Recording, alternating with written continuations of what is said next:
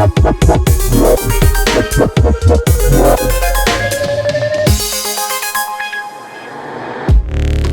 orang diciptakan dengan keunggulan dan kelemahan masing-masing. Kadang kita kenal orang yang jago banget di satu bidang tertentu, tapi tak terlalu hebat atau bahkan melempem di bidang lain. Ternyata tak cuma orang yang begitu. Klub-klub sepak bola juga ada yang cuma jago di satu kompetisi saja. Seperti sejumlah klub berikut ini. Ketika bermain di kompetisi favorit, mereka bak kerasukan setan. Trofi dengan mudahnya digondol. Tapi ketika berganti kompetisi lainnya, mereka malah loyo. Kalian penasaran klub-klub mana saja yang cuma jago di satu kompetisi? Duduk yang manis dan mari simak daftar 5 klub aneh yang jagonya cuma di satu kompetisi doang, versi starting level list. Sevilla. Sudah pasti kita mulai daftar ini dari klub paling jago ketika mendengar anthem sakral Liga Malam Jumat alias Europa League. Ya, klub yang sedang kita bicarakan ini tak lain adalah Sevilla. Kalau sudah masuk ke Europa League, klub berjuluk Los Nervionenses ini seperti anak kecil yang masuk taman hiburan. Begitu riang sampai di akhir nanti tiba-tiba bawa pulang piala. Total ada 7 gelar yang sudah diborong Sevilla di kompetisi Europa League. Jumlah itu membuat mereka dinobatkan sebagai rajanya UEL. Tak ada satupun klub yang berhasil menyamai rekor Sevilla tersebut. Lebih mengerikannya lagi, Sevilla merebut 7 trofi itu dari 7 final yang mereka mainkan. Ya, rekor final UEL Sevilla adalah 100% bersih. Kalian mungkin mengira kalau semua trofi Sevilla ini diborong oleh Unai Emery, atau dominasi Sevilla ini dimulai dari Emery. Padahal tidak juga. Emery dengan 3 trofinya memang menjadi pelatih Sevilla tersukses di UEL. Namun, ketika dinahkodai Julen Lopetegui, Jose Luis Mendilibar dan pendahulu Emery Joan de Ramos, Sevilla juga berhasil juara UEL. Sayangnya, sang raja Eropa ini bukanlah siapa-siapa ketika berbicara kompetisi domestik. Di La Liga, mereka bukan salah satu kekuatan utama. Posisi Sevilla masih kalah dari Barcelona, Real Madrid, hingga Atletico Madrid. Trofi Copa del Rey mereka bahkan tak lebih banyak dari Real Zaragoza. Namun begitulah Sevilla. Mereka sepertinya tak terlalu peduli dengan kompetisi domestik. Yang penting mereka bisa memborong trofi Eropa, secara khusus UEL sebanyak mungkin. Jose Castro, ex-presiden Sevilla sampai bilang, UEL sudah seperti agama buat Sevilla. DNA mereka mungkin sepertinya memang sudah DNA UEL ya. Athletic Bilbao. Dari Andalusia Sevilla, kita beranjak ke Basque, lebih tepatnya ke Bilbao. Disinilah sebuah klub unik bin aneh bernaung. Ya, Athletic Club Bilbao. Seperti halnya Sevilla, Athletic Club ini bukan termasuk 3 penguasa kompetisi Liga. Tapi coba kalian tengok daftar pemenang Copa del Rey terbanyak. Jangan kaget karena nama Athletic Club ini ternyata ada di urutan kedua. Kendati di La Liga Athletic cuma punya 8 gelar juara, di kompetisi piala macam Copa del Rey lain ceritanya. Sejak mereka berdiri, klub satu ini tercatat sudah pernah memenangkan total 24 gelar juara Copa del Rey.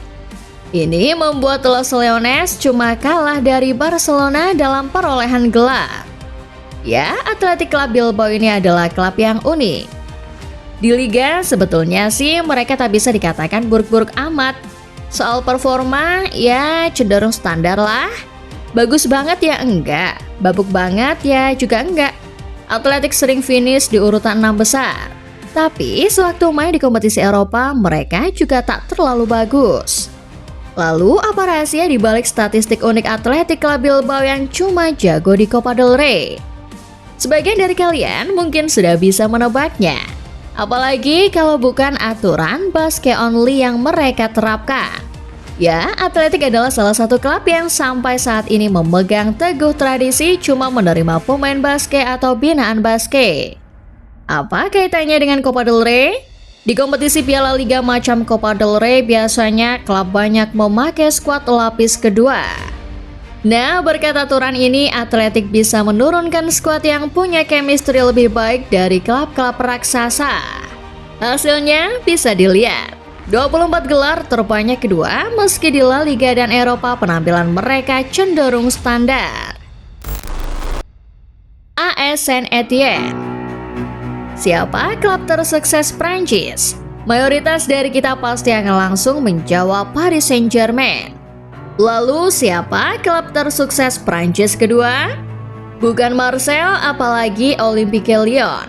Klub tersukses Prancis kedua adalah Saint-Étienne.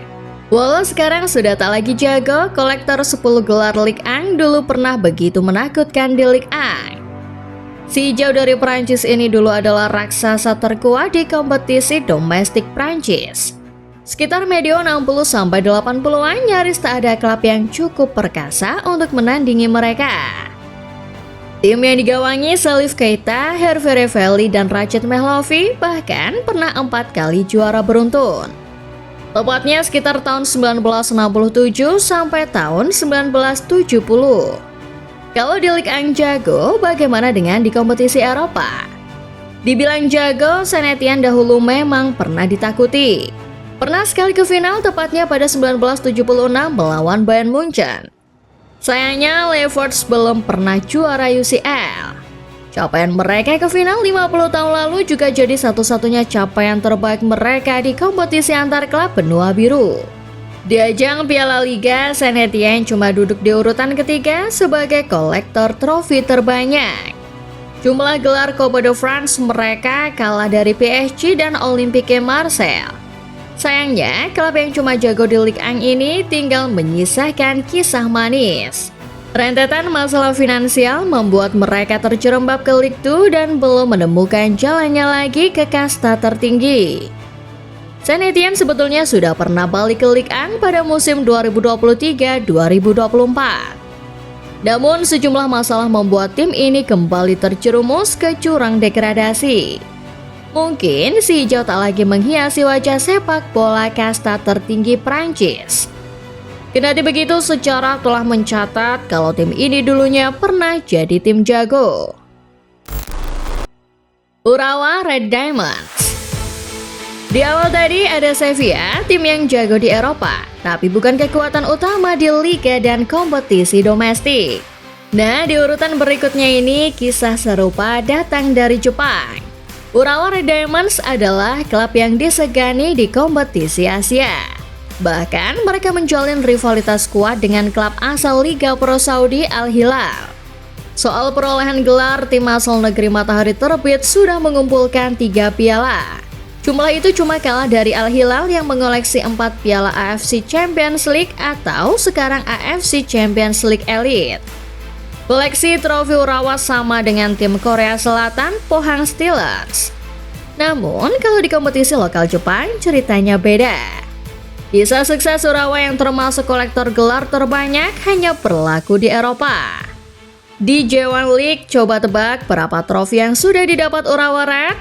5 kebanyakan, 3 masih kebanyakan juga. Faktanya Urawa cuma punya 1 gelar J1 League. Ini jelas jauh dari catatan kolektor gelar terbanyak Kashima Antlers. Well, ada banyak faktor yang membuat Urawa Reds bisa mengalami fenomena unik seperti ini. Mayoritas pelatih yang datang ke tim ini adalah pelatih-pelatih pragmatis. Ini membuat Urawa lebih nyaman bermain di format turnamen yang fokusnya cuma di satu laga. Kalau main di format liga yang menuntut konsistensi, tim ini bakal goyah. Di sisi lain, Urawa dikenal punya fans yang sangat militan. Buat tim-tim dari luar Jepang, atmosfer kandang mereka Saitama Stadium begitu menakutkan. Inilah yang membuat Urawa selalu kelihatan menakutkan di Eropa. Namun, militansi fans Urawa ini tak berlaku buat tim-tim Jepang. Mereka sudah terbiasa, sehingga pada akhirnya Urawa dikenal cuma jago di Asia dan lembek di domestik. Real Madrid. Eits, nama terakhir ini mungkin kontroversial buat sebagian besar orang. Real Madrid bisa dibilang adalah klub terbesar di Spanyol. Di Liga Domestik mereka jago, di Liga Champions apalagi. Lalu, kalau di semua kompetisi jago, kenapa Madrid masuk daftar? Tenang, starting level list tidak memasukkan klub ini tanpa alasan. Betul, Madrid adalah kolektor gelar La Liga terbanyak. Tapi, kalau ada kompetisi yang betul-betul membuat Madridnya juara, jelas kompetisi itu adalah UCL. Coba perhatikan polanya. Seringkali ketika Madrid merengkuh si kuping besar, tim asal ibu kota ini justru loyo di kompetisi domestik, utamanya di Liga. Mau bukti? Mundur ke era Zinedine Zidane pertama. Musim 2015-2016, Zidane memulai capaian manisnya lewat gelar UCL. Tapi berapa posisi finish mereka di Liga? Di urutan kedua di bawah Barcelona. Di Copa del Rey, Madrid malah rontok di 32 besar. 2017-2018 bahkan lebih parah. Saat UCL berhasil didapat, Madrid malah finish ketiga di La Liga dan cuma sampai perempat final Copa del Rey. Mengalahkan Madrid dalam persaingan gelar La Liga memang tak mudah. Tapi mengalahkan mereka di kompetisi UCL jauh lebih sulit lagi. Terbukti sejak European Cup berubah format jadi UCL, Madrid tak pernah kalah kalau sudah sampai di final. Mereka juga bak punya sihir yang entah bagaimana ceritanya selalu hadir saat mentas di UCL. Menurut catatan sejarah, 15 trofi sudah dimenangkan Madrid di pentas Eropa. Tapi tahu berapa kali Madrid berhasil mengawinkan titel si kuping lebar bareng trofi La Liga? Cuma 5 kali.